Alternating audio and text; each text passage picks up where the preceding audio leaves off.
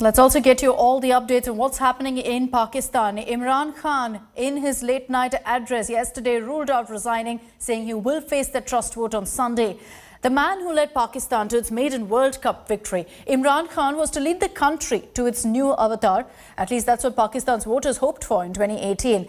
But in the last 3.5 years, since Imran Khan became the Prime Minister, much has changed. Of the many hats that he's donned in his life so far, Imran Khan, the Prime Minister, has been the highest point and now perhaps his lowest. On the day Russian President Vladimir Putin ordered his troops to march into Ukraine, he had a visitor. The Pakistan Prime Minister Imran Khan came calling. For the first time in 23 years, a Prime Minister from Pakistan had paid a visit to the Kremlin. What a time I've come, so much excitement. The scheduled meeting was for 1 hour, but it stretched to 3. It was the beginning of Putin's Russia being cornered by the Western powers. And Pakistan Prime Minister Imran Khan's visit turned out to be a show of solidarity. It served both parties, because back home in Pakistan, Imran Khan too was being cornered politically by a united opposition. ये नए पाकिस्तान की शुरुआत है, जिस हमारे नए पाकिस्तान में बड़े-बड़े डाकू अब से असेंबलियों में नहीं जाएंगे, वजीर नहीं बनेंगे, वजीर आजम नहीं बनेगा, सदर नहीं बनेगा, बड़े-बड़े डाकू अब जेलों में जाएंगे. The man who came to power promising a Naya Pakistan or a new Pakistan, halfway into his term as the 22nd Prime Minister, is facing removal. Pakistan's economy is in deep crisis. The pandemic has not helped. And the prosecution of opposition leaders added to Imran Khan's dwindling popularity. Police के through उन्होंने पार्लिमानी lodges पे हमला करके show off force किया और जो धमकी खान साहब 27 फरवरी का दे रहे हैं कि अगर कोई मेंबर ने अपना वोट का हक इस्तेमाल करना है तो उनके कारकुन के बीच से जाना पड़ेगा, वो भी एक थ्रेट है यूज ऑफ फोर्स का. The Prime Minister of Pakistan responded with his own jibes. Government बचाने के लिए ये जो थ्री स्टूजेस वाली ऑपोजिशन है, जिसमें चेरी ब्लॉसम भी एक है, पहले दिन से ब्लैकमेल करने की कोशिश है.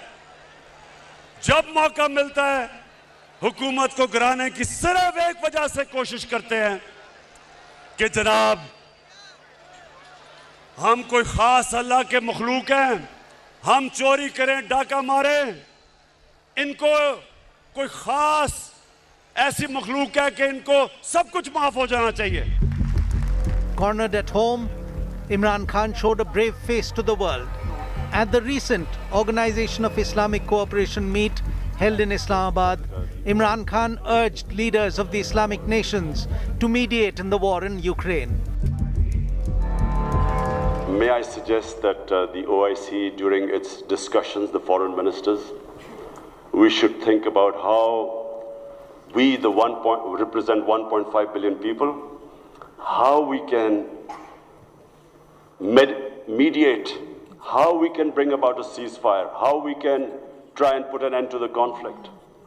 I'm going to meet His Excellency Wang Yi after this, and I want to discuss how maybe OIC along with China, how we can all step in and try to stop this conflict, which is going to have, if it keeps going the way it is, it will have great consequences for the rest of the world. But however much Imran Khan puts up a brave face looking outwards, inwards at home, the rallies against him only keep growing. Because just like in a jungle, in politics too, the opponents have smelt blood.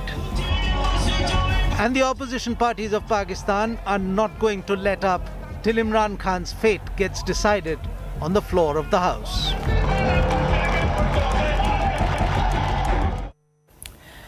Before Imran Khan became the Prime Minister of Pakistan, he was the fierce opposition leader who rallied the youth and downtrodden to vote for his novice political party, the PTI, from 1997 to 2018. It was the story of transition of a world-class cricketer to a politician who's leading the country. आप resign नहीं कर रहे और इसलिए मियां साहब हम यहां से नहीं जा रहे जब तक आप रिजाइन नहीं करेंगे. Before he became the Prime Minister, Imran Khan was the vociferous leader of the opposition who fought for the people of Pakistan. ये डाकू मुल्क को दोनों हाथों से लूट रहे हैं. हमारे पास पैसा नहीं है मुल्क चलाने के लिए. कर्जों में ये मुल्क डूब रहा है और जी वो बच्चे स्कूल में नहीं जाएंगे. 2.5 करोड़ बच्चा स्कूलों में नहीं जा रहा. वो बेचारे इस मुल्क के शहरी नहीं है. हमें शर्म नहीं आती. 35% बच्चों को मेलन्यूट्रिशन है. मेलन्यूट्रिशन का मतलब बीमारी है कि खुराक नहीं मिल रही पूरी. और आज ही इस्लामाबाद में मुश्किल पड़ेगी जी. वो स्कूलों में जाएंगे. ये वो लोग हैं जो पैसा बना रहे हैं इस करप्ट निजाम से. In 1997, Imran Khan had founded his political party Pakistan Tehreek-e-Insaf, or PTI, and stood for elections to the National Assembly of Pakistan. He contested from two constituencies, that of Mianwali and Lahore, and lost both of them. It would be 5 more years before Imran Khan could get himself elected to the National Assembly from Mianwali. It was also the lone seat for his party PTI. Imran Khan spent the next 5 years consolidating his role as a valid political option for the voters of Pakistan. The PTI boycotted the 2008 elections, alleging that it was being rigged. At the same time, Imran hit the streets in a campaign to mobilize the youth and public opinion against the established political leadership of the Bhutto Zardaris and the Sharifs. Imran offered hope to a young generation of voters who were seeking change.